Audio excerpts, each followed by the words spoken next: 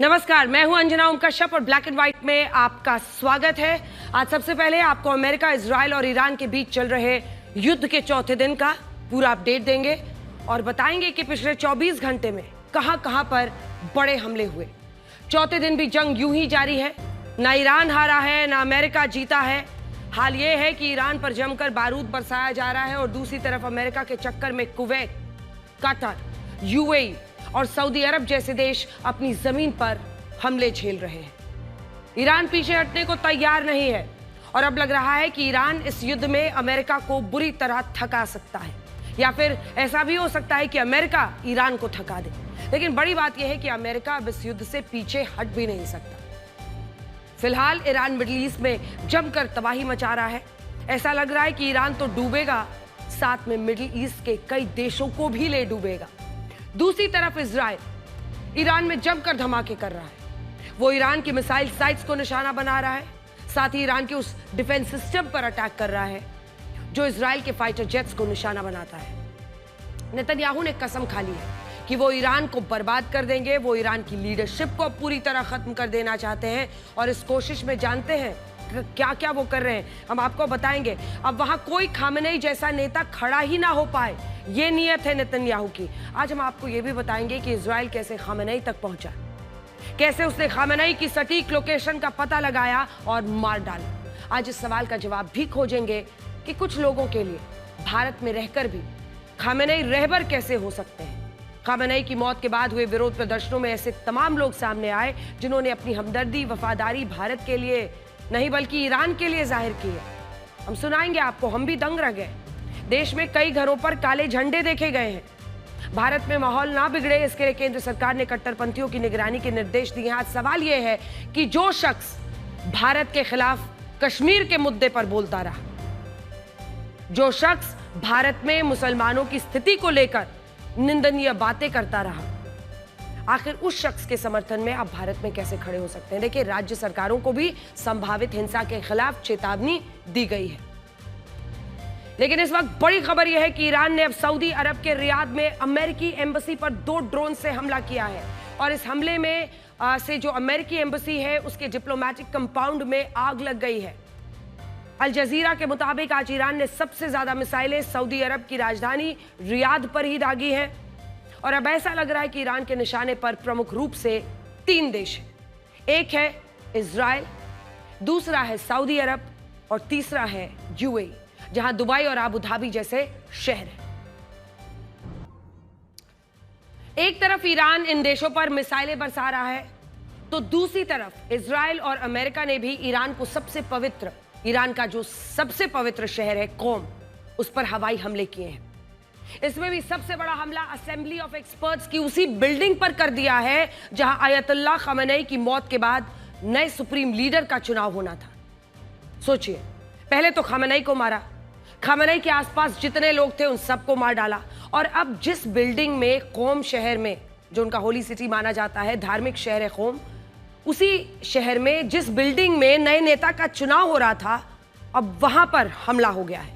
लेकिन इस बिल्डिंग पर हवाई हमला होने के बाद ईरान में इस्लामिक शासन का समर्थन करने वाले लोगों में जबरदस्त आक्रोश है। आक्रोश का बड़ा कारण यह है कि कोम को ईरान का सबसे पवित्र धार्मिक शहर माना जाता है। हर साल दुनिया भर के करोड़ों शिया मुसलमान यहां पर पहुंचते हैं, इसी कोम में जियारत करने आते हैं और इस शहर को ईरान में इस्लामिक शिक्षा का केंद्र भी माना जाता है, जहां शरीयत और इस्लामिक कानून की पढ़ाई कराई जाती है। लेकिन अब यह शहर भी अमेरिका और इजराइल के निशाने पर है और इसे ईरान ने एक मुद्दा बनाना शुरू भी कर दिया है। ईरान ये कह रहा है कि इजराइल की दुश्मनी ईरान से नहीं बल्कि इस्लाम धर्म से है। अब कैसे इसे धर्म का चोला पहनाया जा रहा है और वो शिया मुसलमानों को ही खत्म करना चाहता है, ये आरोप ईरान अब अमेरिका पर लगा रहा है। इजराइल के तेहरान के गोलिस्तान पैलेस पर भी हमला किया है, जिसे यूनेस्को ने वर्ल्ड हेरिटेज साइट घोषित किया है। यह महल 19वीं सदी में काजर राजवंश द्वारा बनाया गया था, जिसे ईरान के लोग अपनी पहचान से भी जोड़कर देखते हैं। लेकिन अब इस पर हमला होने के बाद ऐसा लग रहा है कि यह युद्ध धर्म युद्ध बनता जा रहा है। ये उसी महल की तस्वीरें हम इस वक्त आपको दिखा रहे हैं। जितने भी वहां पर पर्यटक पहुंचते हैं वो यहां पर जरूर जाते हैं और इस पर हमले का मतलब है कि मामला और बिगड़ रहा है। ये देखिए किन हिस्सों पर जहां जहां पर कुछ जगहों पर शीशे टूटे देख रहे हैं। राष्ट्रपति ट्रंप ने भी अब से कुछ देर पहले दावा किया है कि ईरान इस युद्ध को रुकवाने के लिए बातचीत करना चाहता था, लेकिन अब बहुत देर हो चुकी है और अब अमेरिका ईरान से कोई बातचीत नहीं करेगा। दूसरी तरफ ईरान ने भी ये कहा है कि राष्ट्रपति ट्रंप झूठ बोल रहे हैं और ईरान अब बातचीत से नहीं बल्कि अपनी मिसाइलों से जवाब देगा। आप खुद देखिए कि ईरान ने कैसे आज मिडिल ईस्ट के देशों पर मिसाइलें और ड्रोन्स दागे। खामेनेई की मौत के बाद ईरान प्रतिशोध की आग में जल रहा है और अब ईरान की नेशनल सिक्योरिटी काउंसिल के सचिव अली लारिजानी ने यह कसम खाई है कि वो इजराइल और अमेरिका से अपना इंतकाम जरूर लेंगे। 67 साल के अली लारिजानी ही वो शख्स है जो ईरान के हमलों का नेतृत्व कर रहे हैं। उन्हें आप समझ लीजिए जैसे भारत में एनएसए अजित डोवाल है, ठीक उसी स्थिति में अली लारिजानी को माना जाता है। अयतुल्लाह खामेनेई ने अपनी मौत से पहले उन्हीं को यह जिम्मेदारी सौंपी थी कि वो उनकी मौत के बाद दुश्मन देशों को कड़ा जवाब दे। अली लारिजानी खुलकर कह रहे हैं कि अमेरिका और इजराइल ने खामेनेई की हत्या करके ईरान के लोगों के दिलों में आग लगाई है और अब वो उनके दिलों को जला देंगे। साल 2009 में टाइम मैगजीन ने अली लारिजानी को ईरान का जॉन एफ कैनेडी बताया था। उनका जन्म इराक के नजफ में हुआ था और उनके पिता मिर्जा हाशेम अमोली एक बड़े धार्मिक विद्वान थे। इसके अलावा अली लारिजानी का निकाह फरीदेह मुताहारी से हुआ। फरीदेह मुताहारी जो ईरान में इस्लामिक शासन के संस्थापक रुहुल्लाह खुमैनी के करीबी मुर्तजा मुताहारी की बेटी है और अपने आखिरी दिनों में अयतुल्लाह खामेनेई को भी अली लारिजानी पर सबसे ज्यादा भरोसा था। और आप यकीन नहीं करेंगे कि अली लारिजानी कुछ वक्त पहले अमेरिका के राष्ट्रपति डोनाल्ड ट्रंप की हत्या कराने की बात भी कह चुके हैं। यानी आप समझ सकते हैं कि ये जो खुलकर अमेरिका के खिलाफ बगावती तेवर थे उसका असल नेतृत्व लारिजानी ही कर रहे थे। और इस वक्त अगर ईरान मिडिल ईस्ट के मुस्लिम देशों पर अंधाधुंध हमले कर रहा है तो इसके पीछे भी अली लारिजानी का ही दिमाग माना जा रहा है। और अब मैं आपको बड़ी स्क्रीन पर यह दिखाती हूं कि इस युद्ध में अब तक किस देश का कितना नुकसान हो चुका है, क्योंकि अब इसको समझने की जरूरत है कि आज जब युद्ध का चौथा दिन है तो फिर क्या स्थिति बनती हुई दिख रही है। अगर ईरान की बात करें तो इसमें सुप्रीम लीडर अयतुल्लाह खामेनेई से लेकर उनकी जो पूरी टॉप लीडरशिप है उसके 48 नेता सैन्य अधिकारी अपनी जान गंवा चुके हैं। तो युद्ध में ईरान को जो नुकसान हुआ है उसमें अयतुल्लाह खामेनेई की मौत और इसी के साथ 48 नेता और सैन्य अधिकारी मारे गए हैं। अगला दिखाइए। इसी बीच देखिए इन हमलों में उसके 787 नागरिकों की मौत हो चुकी है और 1000 लोग घायल हो चुके हैं। तो यह है ईरान के नुकसान का पूरा लेखा जोखा, जिसमें 787 नागरिक मारे गए हैं, 48 नेता तो मारे ही गए हैं और 1000 लोग घायल भी हुए हैं। अगला दिखाइए।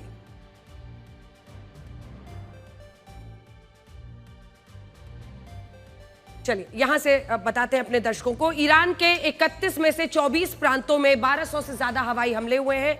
इनमें भी ज्यादातर हमलों में मिसाइलें और विस्फोटक से भरे ड्रोन, रॉकेट बॉम्ब्स दागे गए हैं। ईरान के 153 शहरों में 504 जगहों पर बमबारी हुई है। तो इससे आप अंदाजा लगा सकते हैं कि युद्ध में ईरान का कितना नुकसान हुआ है। 48 तो उनके नेता मारे गए हैं, लेकिन इसी के साथ साथ 24 प्रांतों पर अटैक है, 1200 से ज्यादा मिसाइल हमले हुए हैं, 153 शहर, 504 जगहों पर बमबारी। और अमेरिका का दावा है कि उसने समुद्र में ईरान के 11 युद्धपोत को भी नष्ट कर दिया है। 11 युद्धपोत। और अब तक युद्ध में ईरान के 14 लड़ाकू विमान नष्ट हो चुके हैं। अब दूसरी तरफ आइए और ये देखिए कि ईरान ने कितना नुकसान किया है। ईरान ने अब तक क्या किया है। मिडिल ईस्ट के UAE, Saudi Arabia, Bahrain, Kuwait, Qatar, Syria, Iraq, Jordan, Yemen, Israel और साइप्रस 928 मिसाइलें दाग दी है। और 928 मिसाइलों के साथ साथ उन्होंने लगभग 245, ये 1245 ड्रोन है, दरअसल वो गलती हो गई है उसमें नंबर में, 1245, 1245 ड्रोन है। ईरान ने मिडिल ईस्ट के कुल 11 देशों में 27 अमेरिकी सैन्य ठिकानों को निशाना बनाया है। ईरान के हमलों से पूरे मिडिल ईस्ट में 24 लोगों की मौत हो चुकी है, जबकि 224 लोग घायल हुए हैं। इनमें भी सबसे ज्यादा 10 लोग इजराइल में मारे गए हैं। इन्हीं हमलों में अब तक अमेरिका के 6 सैनिक भी मारे जा चुके हैं। तो अब हम आपको यह बता रहे हैं कि ईरान ने क्या क्या नुकसान किया है। ईरान का यह भी दावा है कि उसने इजराइल के प्रधानमंत्री दफ्तर और अरब सागर में अमेरिका के सबसे बड़े एयरक्राफ्ट कैरियर एब्राहम लिंकन पर हमला किया है। लेकिन अमेरिका और इजराइल दोनों इन दावों को गलत बता रहे हैं। हालांकि ईरान के इस्लामिक रिवॉल्यूशनरी गार्ड कॉर्प्स यानी IRGC का दावा है कि उसके मिसाइल हमले के बाद अमेरिका का एयरक्राफ्ट कैरियर एब्राहम लिंकन पीठ दिखाकर भाग गया है और अब वो अरब सागर में अपनी पुरानी जगह से पीछे चला गया है। जबकि अमेरिका इस दावे को भी स्वीकार नहीं कर रहा है। उसका कहना है कि ईरान युद्ध में झूठे दावे कर रहा है। किसने सोचा था कि रमजान के महीने में मिडिल ईस्ट के मुस्लिम देशों के बीच ऐसी भयंकर जंग होगी और इसमें दोनों तरफ के मुसलमानों को अपनी जान गंवानी पड़ेगी। ईरान और मिडिल ईस्ट के मुस्लिम देशों के बीच एक कट्टर दुश्मनी और नफरत दो वजहों से है। एक वजह है शिया और सुन्नी की वैचारिक लड़ाई और दूसरी वजह इन देशों की शासन व्यवस्था। ईरान कहता है कि मुस्लिम देशों की सत्ता अल्लाह के नुमाइंदों के हाथों में होनी चाहिए, जबकि Saudi Arabia, UAE, Oman, Qatar, Kuwait, Bahrain, Jordan, इन सभी देशों का इसका विरोध करते हैं वो। और विरोध की वजह यह है कि इन देशों में राज परिवारों का शासन है। अगर ईरान की बात करें तो मिडिल ईस्ट के देशों में बल मिलता है, तो इन देशों में भी राज परिवारों को खत्म करना होगा, ईरान मानता है। और इसी वजह से ईरान और मिडिल ईस्ट के मुस्लिम देशों में इतनी ज्यादा दरारें हैं। वहां पर धर्म के आधार पर लीडरशिप है, यहां पर राजशाही है। हालांकि यहां ईरान के इस्लामिक आइडिया का विरोध करने वाले देश ये भी कहते हैं कि ईरान धर्म को आगे बढ़ाकर कट्टरपंथ को मजबूत करता है। और काफी हद तक ये बात सही भी है। ईरान ने धर्म के नाम पर आज तक लोगों को मारा ही तो है। लेबनान में उसने हिजबुल्लाह के नाम से आतंकी संगठन बनाया, यमन में हूती के आतंकवादी पैदा किए, गाजा में हमास जैसे राक्षस को जिंदा रखा, और ये अब कट्टरपंथ के नाम पर हुआ है। ये सब कुछ आप खुद सोचिए। अभी मिडिल ईस्ट में एक ईरान है तो इतने कट्टरपंथी संगठन है, लेकिन अगर और देश भी ईरान की तरह यहां अपने अपने इस्लामिक शासन ले आए और मिडिल ईस्ट कट्टरपंथ से बर्बाद हो जाएगा। और यही कारण है कि मिडिल ईस्ट के मुस्लिम देश ईरान का विरोध करते हैं। और इस युद्ध की जड़ में भी एक बड़ा कारण यही। क्या आप यकीन करेंगे कि ईरान हर 2 मिनट में मिडिल ईस्ट के देशों पर एक मिसाइल और एक ड्रोन दाग रहा है? और ये जो मिसाइलें ईरान की तरफ से मुस्लिम देशों पर दागी जा रही हैं, उनके नाम भी पवित्र धार्मिक ग्रंथ कुरान से ही लिए गए। तो सुनिए, इनमें ईरान की एक मिसाइल का नाम है शहाब 3, जिसका अर्थ होता है तारों की लपटें, और ये नाम कुरान से ही लिया गया है। ईरान की एक और मिसाइल का नाम है सेजिल, और ये नाम भी कुरान में बताई गई एक घटना पर आधारित है, जिसे सूरह अल-फील कहते हैं। ईरान ने अपनी जिन कद्र मिसाइलों से सऊदी अरब को निशाना बनाया, वो नाम भी कुरान से प्रेरित है। उसका उल्लेख शब कद्र के रूप में किया गया है। और ईरान इस युद्ध में चौथी पीढ़ी की उस मिसाइल का भी इस्तेमाल कर रहा है, जिसका नाम है खैबर शेकर, और ये नाम भी इस्लामिक इतिहास से लिया गया है। और इससे आप ये समझ पाएंगे कि ईरान का पूरा मिसाइल प्रोग्राम धर्म से प्रेरित है। और आप इस वीडियो को देखिए, जिसे ईरान की इस्लामिक रिपब्लिक न्यूज एजेंसी ने जारी किया है, और इसमें यह दिख रहा है कि कैसे ईरान की मिसाइलें मिडिल ईस्ट के देशों में दहशत पैदा कर रही है। एक तरफ ईरान अंधाधुंध मिसाइलों और ड्रोन्स की बौछार कर रहा है, दूसरी तरफ इजराइल इस वक्त 2 मोर्चों पर युद्ध लड़ रहा है। इनमें एक मोर्चा उसने ईरान के खिलाफ खोला हुआ है, जबकि दूसरा मोर्चा उसने लेबनान में ईरान के प्रॉक्सी हिजबुल्लाह के खिलाफ खोल दिया है। आप बेरूत से आई इन तस्वीरों को देखिए, जहां इजराइल हिजबुल्लाह को सांस लेने का भी मौका नहीं दे रहा। बेरूत में आज इजराइल ने हिजबुल्लाह के कई ठिकानों पर मिसाइलें दागी। IDF के मुताबिक उसने अब तक हिजबुल्लाह के खुफिया मुख्यालय, हथियारों के गोदाम और कम्युनिकेशन के लिए इस्तेमाल होने वाले सैटेलाइट सिस्टम को नष्ट कर दिया है।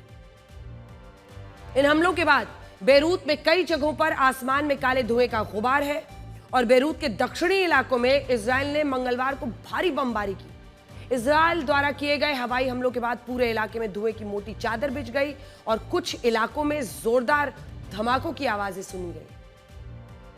देखिए, क्षेत्रफल और आबादी के मामले में इजराइल दुनिया के सबसे छोटे देशों में से एक है, लेकिन उसकी सैन्य ताकत ऐसी है कि वो लेबनान में भी हिजबुल्लाह को घुसकर मार रहा है, और नेतन्याहू की जो सेना है वो ईरान में भी लगातार हवाई हमले कर रहा है। हम तस्वीरें दिखाते हैं, इनमें भी ईरान की नतान्ज न्यूक्लियर साइट को इजराइल और अमेरिका दोनों ने मिलकर निशाना बनाया और इन हमलों की पुष्टि सैटेलाइट तस्वीरों से हो गई है। इजराइल का यह भी दावा है कि उसने ईरान की सेना के उन जवानों को मार गिराया जो इजराइल के फाइटर जेट और सैनिकों को निशाना बनाने की तैयारी कर रहे थे। इजराइल ने बचने के लिए दौड़ रहे इन सैनिकों को घेर कर निशाना बनाया है। ये देखिए, वीडियो आपके सामने है। और इसके बाद इजराइल ने अपने लड़ाकू विमानों से ईरान के डिफेंस सिस्टम को भी नेस्तनाबूद कर दिया है। देखिए इसको। एशियन कप के दौरान ईरान की महिला फुटबॉल टीम ने एक बड़ा कदम उठाया है। आज पूरे विश्व में इसकी चर्चा है। मैच से पहले होने वाले राष्ट्रगान में ईरान की इन महिला फुटबॉल खिलाड़ियों ने अपने देश के नेशनल एंथम का सांकेतिक बहिष्कार किया और अब इसे सरकार विरोधी प्रदर्शनों और महिलाओं के अधिकारों के समर्थन से जोड़कर देखा जा रहा है, क्योंकि इन महिला खिलाड़ियों ने यह कदम ऐसे वक्त में उठाया है जब ईरान युद्ध में फंसा हुआ है। हमारे देश में कई महिलाएं खामनेई के लिए आंसू इस वक्त बहा रही हैं, अयतुल्ला खामनेई को अपना रहबर बता रही हैं। इसी के साथ अब आगे बढ़ते हैं और ये जो तस्वीरें हम आपको दिखा रहे हैं ये अलग अलग शहरों की है। लखनऊ की तस्वीरें हैं, अमेरिका और इजराइल। ये देखिए, लखनऊ की तस्वीरें हैं जहां पर लोग रोते बिलखते दिखाई दे रहे हैं खामनेई की मौत पर। अमेरिका और इजराइल दोनों को यही उम्मीद थी कि खामनेई के खात्मे के बाद ईरान में आम लोग सड़कों पर उतरेंगे, अपनी आज़ादी का जश्न मनाएंगे, लेकिन ऐसा कुछ नहीं हुआ। उल्टा मिनाब शहर से अब ऐसी तस्वीरें आ रही हैं जिन्हें ईरान एक बड़ा मुद्दा बना रहा है। तो देखिए, मैप के जरिए हम सबसे पहले आपको दिखा रहे हैं ईरान का ये मिनाब शहर। प्राइमरी स्कूल पर हमले का आरोप है। अगर आप इस नक्शे को देखेंगे तो मिनाब स्ट्रेट ऑफ हॉर्मुज से लगे ईरान के होर्मुजगान प्रांत की एक काउंटी है। ईरान का आरोप है कि 28 फरवरी को इजराइल और अमेरिका ने इसी काउंटी में बच्चियों के एक प्राइमरी स्कूल पर हमला किया था, जिसमें 160 बच्चियां मारी गई। इस घटना के बाद ईरान में इन बच्चियों का जनाजा निकाला गया, जिसमें 10 लाख लोगों ने शामिल होकर इजराइल और अमेरिका के खिलाफ नारे लगाए हैं। आप भी जब इन तस्वीरों को देखेंगे तो इनमें आपको कई किलोमीटर तक लाखों लोगों की भीड़ नजर आएगी और ईरान कह रहा है कि वो और उसके 9 करोड़ नागरिक इन मुस्लिम बच्चियों की मौत का बदला इजराइल और अमेरिका से किसी भी कीमत पर लेकर रहेंगे। देखिए, इजराइल साफ इनकार कर रहा है कि उसने मिनाब शहर पर कोई हमला नहीं किया, जबकि अमेरिका ये कह रहा है कि वो इस हमले की जांच कराएगा और ये देखेगा कि क्या ये वाकई अमेरिकी हमला था जिसमें ईरान की 160 बच्चियों की जान चली गई। ईरान की सरकार भी इस घटना को एक बड़ा मुद्दा बना रही है। ईरान के विदेश मंत्री अब्बास अराक्ची ने एक तस्वीर साझा की है जिसमें एक बड़े से खुले मैदान में सैकड़ों कब्रों को खोदा गया है। हर कब्र के ऊपर सफेद चूने से निशान बनाए गए हैं और पास में खड़े लोग खामोशी से अंतिम विदाई की तैयारी कर रहे हैं। विदेश मंत्री अब्बास अराक्ची का दावा है कि ये कब्रें उन मासूम बच्चियों की हैं जो अमेरिका और इजराइल के हमलों में मारी गई। वो ये भी कह रहे हैं कि गाजा से लेकर मिनाब तक निर्दोष लोगों को बेरहमी से मार दिया गया है और राष्ट्रपति ट्रंप का असली रेस्क्यू इन कब्रों में दिखता है। आपको याद होगा जब अफगानिस्तान में तालिबान की वापसी हुई थी, तब युद्ध के बीच 34 लाख लोग अपनी जान बचाने के लिए देश छोड़कर भागे थे। ये तस्वीरें खूब वायरल हुई थी, हर कोई हैरान रह गया था। कोई कल्पना नहीं कर सकता है कि अपनी जान पर ऐसे बनाई थी कि लोग प्लेन से लटक कर भागने की कोशिश कर रहे थे। अनगिनत लोग इसमें गिर गिर कर मरे। इनमें भी 1.5 लाख लोगों को एयरलिफ्ट किया गया था और उस वक्त अमेरिकी विमानों पर लोग इस तरह से चढ़े हुए थे और एक व्यक्ति को उड़ान के दौरान लैंडिंग गियर से गिरते हुए भी देखा गया था। इसके बाद जब साल 2022 में यूक्रेन और रशिया का युद्ध शुरू हुआ, तब भी लाखों लोग इस युद्ध के कारण यूक्रेन को छोड़कर भाग गए थे और इस मौजूदा युद्ध में मिडिल ईस्ट के देशों में फंसे लोग किसी भी तरह अपनी जान बचाकर भागने की कोशिश कर रहे हैं, लेकिन ईरान में ऐसा कुछ नहीं हुआ है। ईरान एक साथ इतने सारे देशों से युद्ध लड़ रहा है।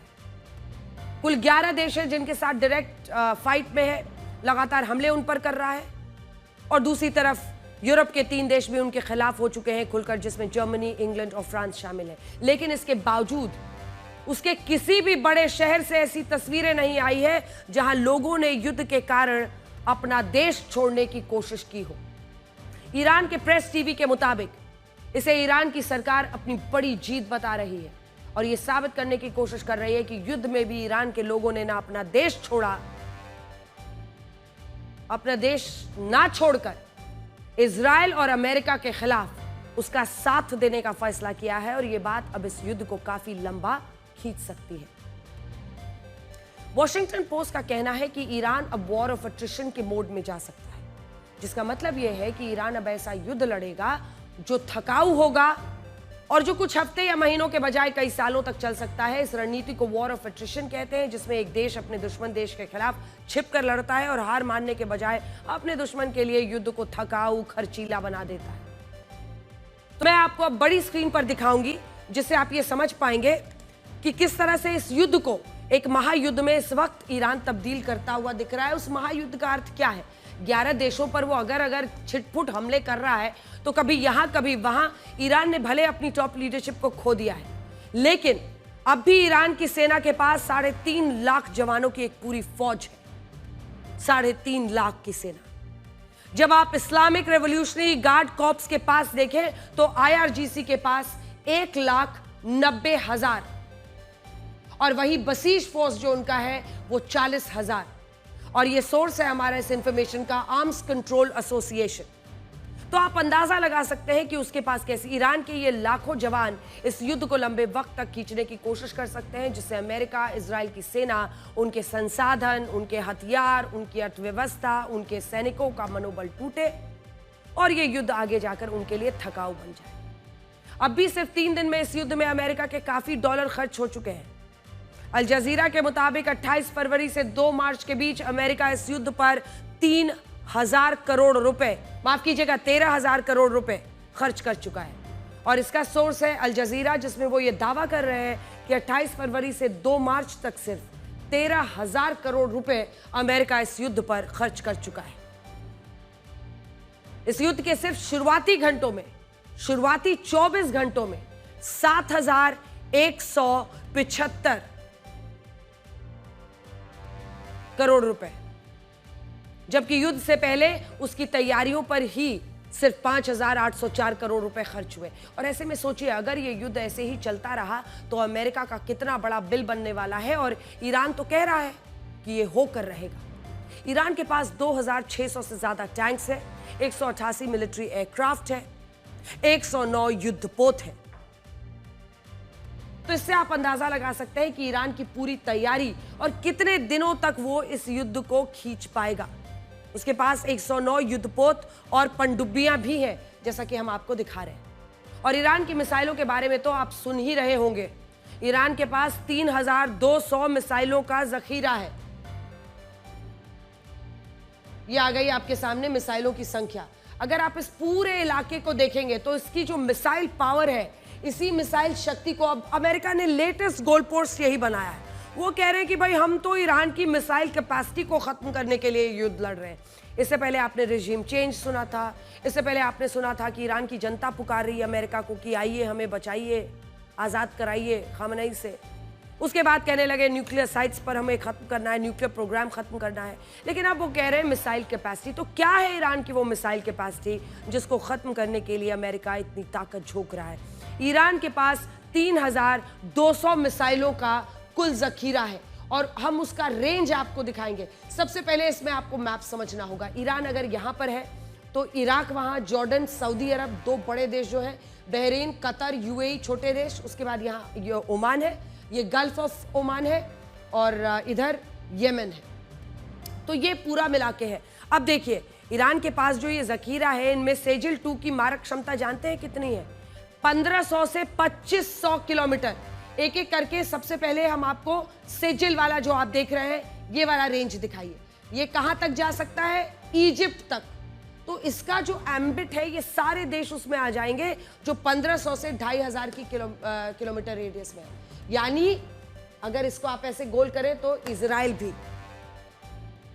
अब आ जाइए कि इसके जो और इसे डांसिंग मिसाइल भी सेजिल को कहा जाता है, जो अपने लक्ष्य को निशाना बनाने का कभी भी वो उससे चूकती नहीं है। और ईरान कह रहा है कि अभी इस मिसाइल को तो उसने दागा ही नहीं है, इसका नंबर तो अब आएगा।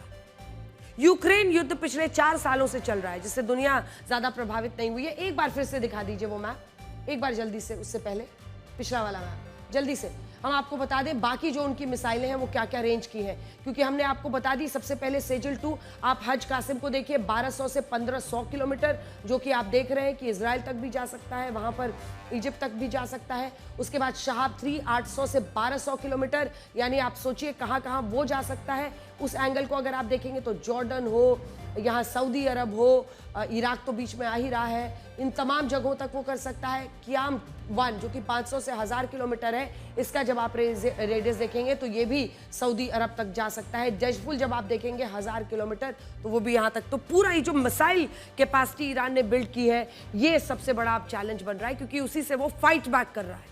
यूक्रेन युद्ध पिछले 4 सालों में चल रहा है, जिससे दुनिया ज्यादा प्रभावित नहीं हुई है, लेकिन अगर ईरान युद्ध 6 महीने भी चलता है तो ये पूरी दुनिया की अर्थव्यवस्था के लिए चैलेंज बन जाएगा।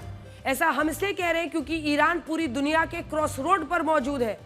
और क्यों कहा जाता है कि ईरान भारत के लिए भी स्ट्रेटेजिकली बहुत इंपॉर्टेंट है, अगर हमें मिडिल ईस्ट के साथ अपने, क्योंकि ये देखिए जब आप नक्शे पर जाएंगे ना, एक बार थोड़ा सा जूम इन कीजिए, जब आप नक्शे पर जाएंगे और आपको बॉर्डर्स दिखेगा तो यहां पर भारत के बाद पाकिस्तान, अफगानिस्तान, फिर ईरान ही है वो बीच का, क्योंकि यहां पर gulf of Persia, gulf of Oman है, और ये वाला जो पूरा हिस्सा है यही ईरान है, ये हमारा लिंक है मिडिल ईस्ट से। तो स्ट्रेटेजिकली ये कितना इंपॉर्टेंट है इसकी आप कल्पना कर सकते हैं। यूरोप, एशिया, अफ्रीका, तीनों कॉन्टिनेंट्स को आपस में ये जोड़ता है। एक तरफ ये एशिया को जोड़ता है, एक तरफ यूरोप को जोड़ता है, एक तरफ अफ्रीका को जोड़ता है। तो ये बीच में स्ट्रेटेजिकली लोकेटेड है, और इस वजह से ईरान को दुनिया के नक्शे से मिटाना लगभग नामुमकिन है। और अगर ईरान में युद्ध लंबा चलता है तो इससे हर देश किसी ना किसी तरीके से प्रभावित होगा, चाहे वो तेल के कारोबार की वजह से या फिर स्ट्रेटेजिक कॉरिडोर्स जो बन रहे हैं ईरान के जरिए। भारत के नजरिए से भी आप देखिए तो चाबहार पोर्ट हो, तेल की कीमतें हैं, ये सब हमें प्रभावित कर रही हैं। आप ये भी कह सकते हैं कि ईरान, अमेरिका और इजराइल के लिए मधुमक्खियों का वो छत्ता बन सकता है, जिसमें इन देशों ने हाथ डालकर शायद गलती कर दी है, और पूरी दुनिया में अब इससे अस्थिरता और घबराहट का माहौल है। हालांकि राष्ट्रपति ट्रंप ने कहा है कि अमेरिका ने अभी पूरी ताकत से ईरान को नहीं मारा है, और इन हमलों की असली वेव अभी बाकी है। और वो ये भी कह रहे हैं कि युद्ध अभी 4-5 हफ्तों तक चलेगा, अगर जरूरत पड़ी तो अमेरिका अपने जवानों को ईरान भी भेजेगा। सुनिए। Right from the beginning, we projected 4 to 5 weeks, but we have capability to go far longer than that. We'll do it. Whatever somebody said today, they said, oh, well, the president wants to do it really quickly. After that, he'll get bored. I don't get bored.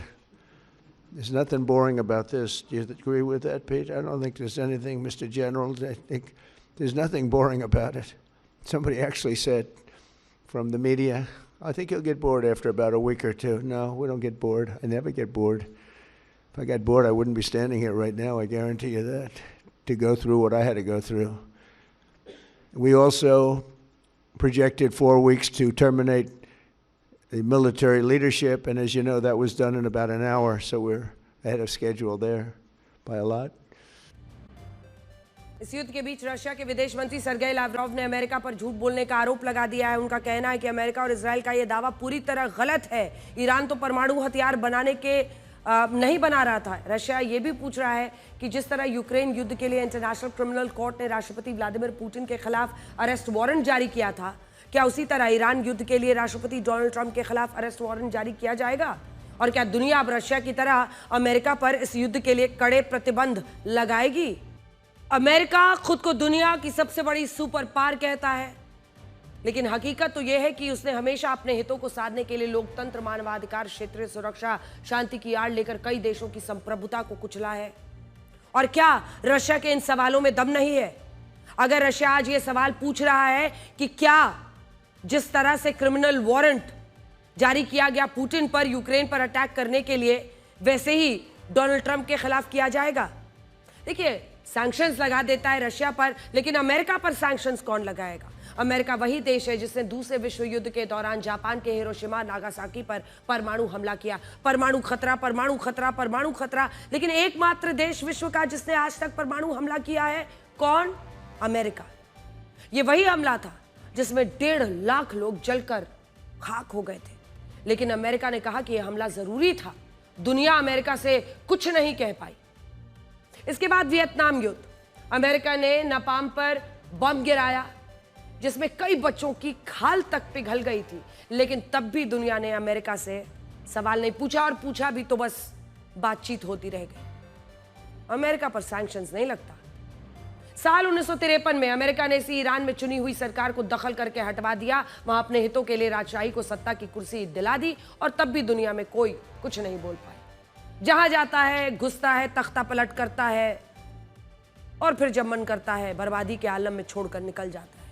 दुनिया ने तो ये तक कहने की हिम्मत नहीं दिखाई कि अमेरिका ईरान के कच्चे तेल के लिए ईरान की संप्रभुता के साथ गंदा खेल खेल रहा है। इसके बाद साल 2001 से लेकर 2021 के बीच 20 सालों तक अमेरिका ने अफगानिस्तान में आतंकवाद और तालिबान के खिलाफ युद्ध लड़ा, लेकिन बाद में इसी तालिबान को यही अमेरिका अफगानिस्तान की सत्ता सौंप कर भाग गया। तब भी किसी ने अमेरिका से सवाल नहीं पूछा, जबकि अफगानिस्तान में इस युद्ध के दौरान 2.5 लाख मुसलमान मारे गए थे। साल 2003 में इराक के साथ भी अमेरिका ने यही किया, और इराक के पास वेपन्स ऑफ मास डिस्ट्रक्शन होने का आरोप लगा दिया। ये सद्दाम हुसैन है, लेकिन बाद में ये दावे भी साबित नहीं हुए और इराक में सद्दाम हुसैन को फांसी दे दी गई, और उस वक्त भी अमेरिका से किसी ने कोई सवाल नहीं पूछा। इसके बाद 2011 में लिबिया में गद्दाफी के साथ भी यही हुआ। फिर अब आइए वेनेजुएला, पूर्व राष्ट्रपति निकोलस मादुरो के साथ भी यही हुआ, और अब ईरान में भी अमेरिका रिजीम चेंज के नाम पर युद्ध लड़ रहा है। लेकिन हकीकत यह है कि ये सब बहाने हैं। अमेरिका ईरान में भी अपने हितों को साधना चाहता है। आप अमेरिका के रक्षा मंत्री पीट हेग्सेथ को सुनिए, जिन्होंने खुद ये कहा कि अमेरिका ये युद्ध जीतने के लिए लड़ रहा है, न कि ईरान में लोकतंत्र और सत्ता परिवर्तन करने के लिए। अमेरिका में अब तक का इतिहास यही रहा है कि वहां जब भी किसी राष्ट्रपति ने किसी देश के खिलाफ युद्ध लड़ा है तो उसकी लोकप्रियता तेजी से बढ़ी है। साल 1990 से लेकर 91 के बीच जब मिडिल ईस्ट के खाड़ी देशों में गल्फ वॉर लड़ा गया, तब उस वक्त के अमेरिकी राष्ट्रपति जॉर्ज बुश सीनियर की लोकप्रियता सारे रिकॉर्ड तोड़कर 82% पर पहुंच गई। इसके बाद अमेरिका में यह पैटर्न बन गया, वहां अलग अलग राष्ट्रपति अपने अपने वक्त में सैन्य संघर्ष करते और ऐसा करके अपनी लोकप्रियता को बढ़ाते। और राष्ट्रपति ट्रंप ने भी यही सोचा होगा कि वो इस ईरान युद्ध से अपनी लोकप्रियता बढ़ा लेंगे, लेकिन अभी ऐसा लगता है कि युद्ध राष्ट्रपति ट्रंप का भयंकर नुकसान करने वाला है, क्योंकि इप्सोस ने सर्वे किया है 28 फरवरी यानी हमले के बाद 28 फरवरी से 1 मार्च को युद्ध के दौरान रॉयटर्स और इप्सोस ने अमेरिका में जो सर्वे किया, उसमें सबसे ज्यादा 43% लोग, 43% लोग ईरान पर अमेरिका हमलों का समर्थन नहीं करते हैं, जबकि 27% लोग भी इन हमलों के लिए ट्रंप का साथ 27% ही दे रहे हैं। इसी से पता चलता है कि अमेरिका के लोग भी नहीं चाहते थे कि युद्ध लड़ा जाए। खामेनेई इजराइल के लोगों का तो सबसे बड़ा दुश्मन हो सकता है, लेकिन अमेरिका के लोगों के लिए खामेनेई क्या वाकई इतना बड़ा दुश्मन था? लोग तो छोड़िए, पेंटागन ने अमेरिका की संसद को बताया था कि ईरान अपनी तरफ से अमेरिका पर पहला हमला नहीं करेगा, लेकिन इसके बावजूद राष्ट्रपति ट्रंप ने युद्ध छेड़ दिया। मिडिल ईस्ट के देश इस युद्ध की आग में जल रहे हैं। इस युद्ध से पहले तक यूएई, सऊदी अरब, कतार, कुवैत खुद को दुनिया का सबसे सुरक्षित देश माने जाते थे और बताते भी थे। 2025 के ग्लोबल पीस इंडेक्स में कतार 27वें नंबर पर, कुवैत 31वें नंबर पर, ओमान 42वें नंबर पर, यूएई 52वें नंबर पर, जॉर्डन 72वें नंबर पर, सऊदी अरब 90वें नंबर पर, जबकि भारत इन सब देशों से बहुत पीछे 115वें स्थान पर था। दुनिया में इन देशों की छवि सुरक्षित देशों की बनी तो इससे अलग अलग देशों के अरबपति यूएई, सऊदी अरब में पलायन करने लगे, निवेश करने लगे। साल 2024-25 में पूरी दुनिया में सबसे ज्यादा अमीर लोग जिस देश में जाकर बसे वो देश है यूएई, जहां पर दुबई है, अबू धाबी है। उस वक्त भारत समेत दुनिया के अलग अलग देशों के 9,800 मिलियनेयर यूएई में जाकर बसे। इसी सूची में 5वें स्थान पर सऊदी अरब था, जहां दुनिया भर के 2,400 मिलियनेयर पलायन करके रहने लगे। इससे एक और चीज ये हुई कि दुनिया के बड़े बड़े उद्योगपति इन देशों में अपना निवेश करने लगे। होटल से लेकर बड़ी बड़ी कंपनियों के दफ्तर खोले गए। इससे हुआ ये कि इन देशों की अर्थव्यवस्थाओं ने कच्चे तेल पर अपनी निर्भरता को कम कर लिया। आज यूएई की 75%, ओमान की 73.3%, कतर की 60%, सऊदी अरब की 71%, कुवैत की 51.9% अर्थव्यवस्था गैर तेल सेक्टर से आती है। यानी इनकी इतनी निर्भरता तेल पर नहीं, अन्य व्यापार पर है। लेकिन अब इस युद्ध ने इन मुस्लिम देशों के सामने संकट पैदा कर दिया है। जो लोग कल तक दुबई और अबू धाबी में प्रॉपर्टी खरीदने के बारे में सोच रहे थे, वो ये कह रहे थे कि भारत ही उनके लिए, अब वो कह रहे हैं कि सही देश है। ये युद्ध इस बात को भी तय करेगा कि अब अमेरिका के साथ उनके रिश्ते कहां जाएंगे। अमेरिका ने सऊदी अरब, यूएई, कुवैत, कतर, बहरीन और ओमान के साथ एक समझौता किया था, जिसे पेट्रो डॉलर पैक्ट कहते हैं। इसके तहत यह तय हुआ था कि अमेरिका इन देशों को सुरक्षा की गारंटी देगा और बदले में ये देश अपना सारा कच्चा तेल डॉलर में ही बेचेंगे। लेकिन अमेरिका अपने वादे को निभा नहीं पाया। इस युद्ध में ईरान ने सऊदी अरब की सबसे बड़ी सरकारी तेल कंपनी अरामको की तेल कंपनी को निशाना बनाया और अमेरिका कुछ नहीं कर पाया। इसलिए अब सवाल यही है कि जब अमेरिका इन देशों को सुरक्षा नहीं दे पाया, तो ये देश क्यों अपना कच्चा तेल डॉलर में ही बेचते रहेंगे। आज हम 57 मुस्लिम देशों के इस्लामिक, जो ऑर्गेनाइजेशन ऑफ इस्लामिक कोऑपरेशन है, उससे भी कुछ कड़वे सवाल पूछना चाहते हैं। ये वही संस्था है जिसने भारत के मुसलमानों को खतरे में बताने का ठेका लिया हुआ है। साल 2022, 2023, 2024, 2025 में भी इस संस्था के सभी 57 मुस्लिम देशों ने संयुक्त बयान जारी करके भारत के 24 करोड़ मुसलमानों को खतरे में बताया था। लेकिन आज हकीकत क्या है? आज हकीकत यह है कि जब रमजान का पवित्र महीना चल रहा है, तब ईरान के 9 करोड़ लोगों पर लगातार बमबारी हो रही है और ये मुस्लिम देश उस ईरान के खिलाफ खड़े हैं। ईरान मिडिल ईस्ट के सभी मुस्लिम देशों पर पूरी ताकत के साथ मिसाइल हमले कर रहा है। एक मुस्लिम देश दूसरे मुस्लिम देशों पर हमला कर रहा है। अफगानिस्तान में भी इस्लामिक रिपब्लिक ऑफ पाकिस्तान आम मुसलमानों की जानें ले रहा है।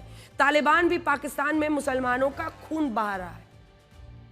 कहां है ये इस्लामिक कोऑपरेशन? लेकिन भारत एक ऐसा देश है जहां शांति के साथ रमजान के पाक महीने में हमारे जो आम मुसलमान भाई हैं वो रोजे रख रहे हैं, मस्जिदों में नमाज पढ़ी जा रही है। हमारे देश के मुस्लिमों में कोई डर नहीं है और इसीलिए आज हम कहना चाहते हैं कि भारत के मुस्लिम्स को खतरे में बताने की ये राजनीति बंद हो जानी चाहिए। इन सब के बीच फाइनेंशियल टाइम्स की रिपोर्ट में एक बहुत बड़ा खुलासा हुआ है, जिससे पता चलता है कि मोबाइल फोन के टावर्स, मोबाइल फोन और सड़कों पर ट्रैफिक की निगरानी के लिए लगाए गए सीसीटीवी कैमरों को हैक करके इजराइल और अमेरिका की खुफिया एजेंसियों ने ईरान के सुप्रीम लीडर आयतुल्लाह खामेनी की सटीक लोकेशन का पता लगाया। इसके बाद हवाई हमलों में उनकी हत्या कर दी गई। 27 फरवरी की रात को यह तय हुआ कि अगर अमेरिका इजराइल ने खामेनी को मारने से पहले तेहरान पर हमला किया तो खामेनी अपने खुफिया बंकर में जाकर छिप जाएंगे। ऐसा ना हो इसीलिए रात के सैन्य ऑपरेशन को सुबह तक के लिए टाला गया।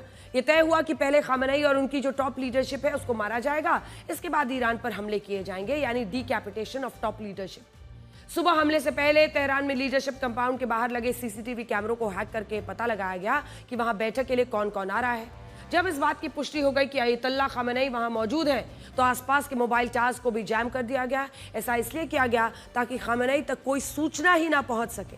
मोबाइल टावर्स को हैक करने के साथ ईरान के खुफिया तंत्र पर सबसे बड़ा साइबर हमला हुआ। लोगों के मोबाइल फोन के नेटवर्क्स चले गए। इससे पहले कि कोई कुछ समझ पाता, इजराइल के लड़ाकू विमानों ने 2 घंटे तक 30 बॉम्ब दागकर ईरान के सुप्रीम लीडर आयतुल्लाह खामेनी, उनके खानदान, उनकी पत्नी, उनके परिवार के अनेकों लोग, ईरान की टॉप लीडरशिप, सबका पूरी तरह खात्मा कर दिया। इस ऑपरेशन से आप ये समझ पाएंगे कि अब नए तरह के युद्ध में साइबर हमलों की भूमिका कितनी बढ़ गई है। आपके पास जो स्मार्टफोन, इलेक्ट्रॉनिक गैजेट, सड़कों पर जो सीसीटीवी कैमरे हैं, वो युद्ध में उसी देश के खिलाफ इस्तेमाल हो सकते हैं। और ईरान में भी इजराइल और अमेरिका ने यही तरीका अपनाया।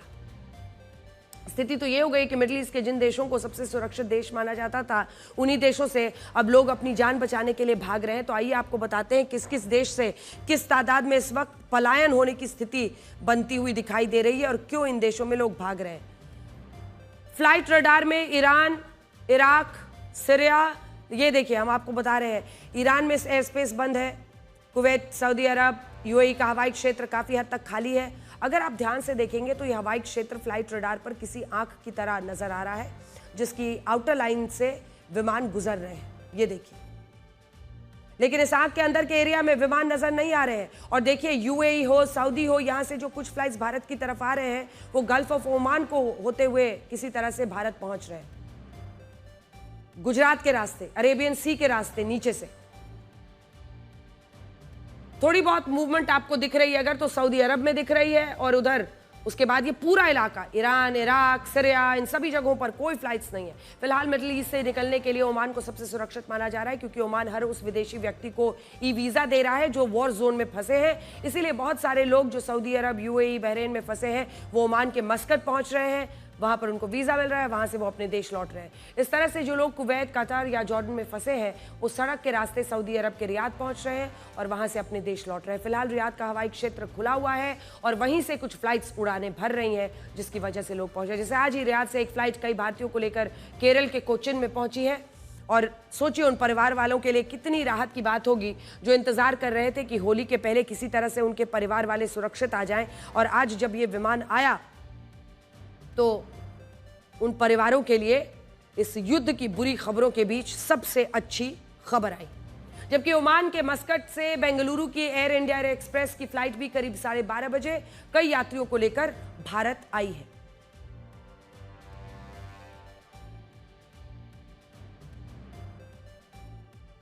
और इसी के साथ आज के लिए ब्लैक एंड व्हाइट में इतना ही। अब आपसे हमारी अगली मुलाकात होगी कल रात 9 बजे। आप खुश रहिए, सुरक्षित रहिए और कल की होली की उम्मीद करते हैं आपके घर में अच्छी तैयारी होगी। और युद्ध कभी यह तय नहीं करता कि कौन सही है, बल्कि यह तय करता है कि अब कौन बचा है। नमस्कार।